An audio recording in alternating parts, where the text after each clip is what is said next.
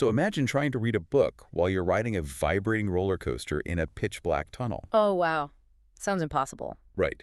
Now imagine paying $4,395 for a camera that can do exactly that and output an image that looks like you're sitting in a sunny, quiet library. That is quite the visual. Okay, let's unpack this. Well, let's unpack this because today we are doing a deep dive into the incredibly dense spec sheet for the Bolin Technology R9-230H FHD PTZ camera. We want to see what kind of hidden tech actually justifies that massive price tag. Yeah, I mean, it is a serious piece of broadcast hardware, and your roller coaster analogy is actually perfectly suited for the physical environments this camera is built to conquer. Because of the terrible lighting. Terrible lighting and constant vibration, yeah. That sunny library effect you mentioned in the dark, that's driven by its Sony Starbust to second sensor. Right, which is a back-illuminated sensor, if I remember correctly. Instead of putting the wiring, in front of the light-gathering pixels like a traditional camera. It moves it. Yeah, it moves the wiring out of the way, so every single available photon of light just hits the sensor directly. It maximizes light absorption so efficiently. Yeah. I mean, it can maintain a crisp color image even when things get incredibly dark. And it actually keeps that color profile intact with the ICR engaged. The infrared cut filter. Right. Traditionally, relying on infrared just forces a camera into black and white to reduce noise. Yeah. But this sensor manages to process the available light to just keep the color accurate. Wow. Okay, so that handles the dark tunnel part of the analogy. But what about the roller coaster vibration? Like if I mount this thing to a stadium truss right next to a giant subwoofer. It's going to shake a lot. Yeah, it's going to shake. And that is where Bolin Super Image Stabilizer comes in. It's not just, applying a standard digital crop to artificially smooth out the bumps. Like your phone does. Right. It uses two specific algorithms. They call them Super and Super Plus. Super Plus, I love that. Yeah, and they actively calculate and counter high-frequency vibrations in real time. So when you combine that stabilization with the 4-megapixel sensor... And the 8-megapixel lens. Yes, and the upgraded image signal processor handling all that raw data instantly, well, you get what the spec sheet calls an overwhelming sense of resolution. An overwhelming sense of resolution. Okay.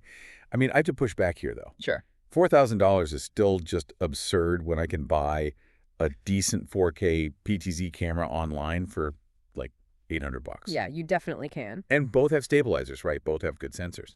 What exactly is this Bolin camera doing that an $800 camera can't? Are we literally just paying for that massive 30x optical zoom physical lens? Yeah, what's fascinating here is it's not just about the physical lens. The real value lies in the invisible geometry happening in the background. Invisible geometry. Yeah, capturing that pristine, stabilized image is really only half the battle. If you want to drop that perfect video feed into an augmented reality broadcast, the digital world needs to know exactly how the physical camera is moving. Oh, which brings us to the Freed protocol. Precisely. Freed is this tracking protocol used heavily in VR and AR video production. So the camera isn't just recording a singer on a stage. It's mapping it. Right. It's generating a real-time 3D math equation of its exact pan, tilt, and zoom axis data as it tracks its subject. Oh, I see. So when broadcasters combine that flawless Freed tracking data with ultra-low latency AV over IP streaming, they can just seamlessly drop a digital dragon onto the stage right next to that singer. Exactly. Because the camera's physical movements match the digital world perfectly. But, gathering all that physical video and real-time virtual tracking data doesn't really mean much if you can't push it securely to the control room. Right, the plumbing.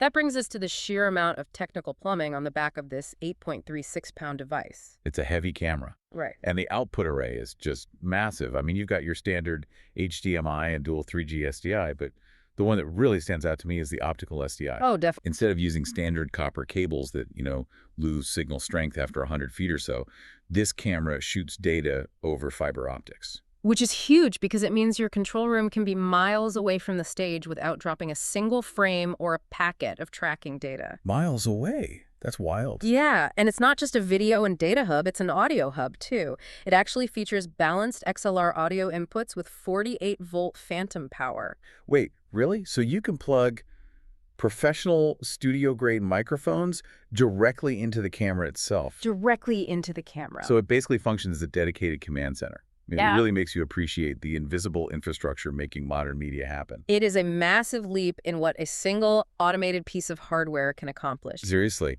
we've gone from a physical camera fighting dark, shaky rooms to a smart hub feeding access data straight into virtual reality over fiber optics. It's incredible. It really is. And it leaves us with one final thing for you to ponder today. If a single PTZ camera can use freed protocols to perfectly and intelligently track, pan, and zoom entirely on its own for virtual integration, Uh-oh. yeah, how long until the concept of a human camera operator becomes entirely obsolete in live broadcasting?